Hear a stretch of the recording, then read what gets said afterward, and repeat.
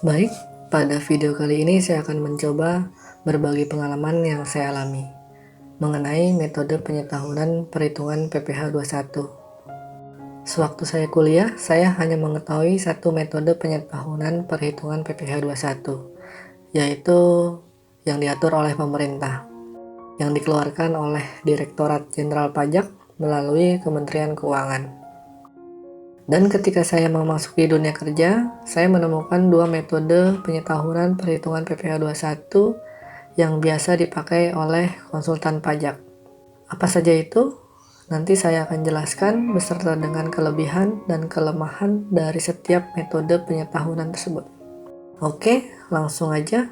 Yang pertama, metode penyetahunan PPh 21 sesuai dengan ketentuan perundangan yang dikeluarkan oleh pemerintah.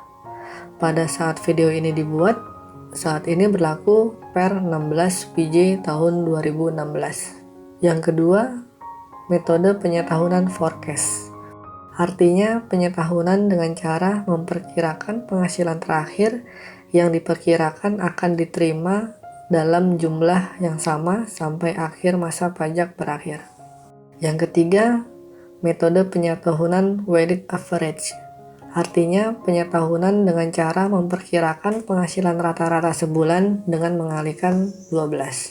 Saya akan coba formulasikan seperti ini.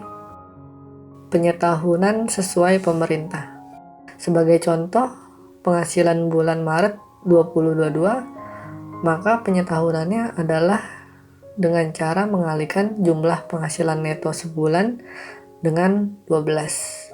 Maka akan didapat penghasilan neto setahun. Begitu juga penyebulanannya. PPh 21 terutang setahun yang didapat akan dibagi dengan 12. Maka akan didapat PPh 21 sebulan. Dengan catatan, formulasi ini dengan asumsi subjek pajak dalam negeri sudah ada sejak awal tahun pajak. Apa itu subjek pajak? Nanti saya akan share pada video terpisah. Penyetahunan dengan metode forecast dengan cara memperkirakan penghasilan terakhir. Sebagai contoh, penghasilan bulan Maret, maka penyetahunannya adalah dengan cara mengalihkan jumlah penghasilan neto bulan Maret dikali sisa bulan. Maret ke Desember ada 10 bulan, maka akan dikalikan 10 bulan. Dan nantinya akan ditambahkan dengan jumlah penghasilan neto dari bulan Januari sampai dengan Februari, maka akan didapat penghasilan neto setahun. Untuk penyebulanannya, PPh 21 terutang yang sudah didapat akan dikurangi dahulu dengan jumlah PPh 21 yang sudah dibayarkan pada bulan Januari dan Februari, lalu dibagi sisa bulan. Maret ke Desember ada 10 bulan, maka akan dibagi 10. Maka akan didapat PPh 21 bulan Maret. Sama dengan metode sebelumnya, formulasi ini dengan asumsi subjek pajak dalam negerinya sudah ada sejak awal tahun pajak. Yang terakhir, metode penyetahunan dengan weighted average. Dengan cara memperkirakan penghasilan rata-rata sebulan.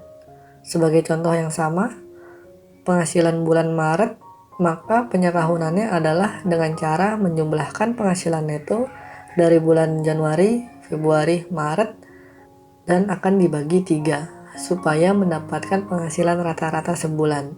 Dari penghasilan rata-rata sebulan tersebut nantinya akan dikali 12 untuk mendapatkan penghasilan neto setahun.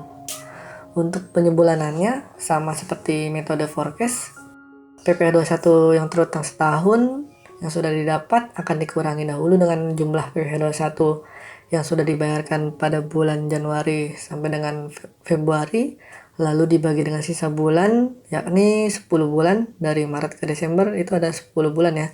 Maka akan dibagi 10 bulan dan akan didapat PPh 21 bulan Maret.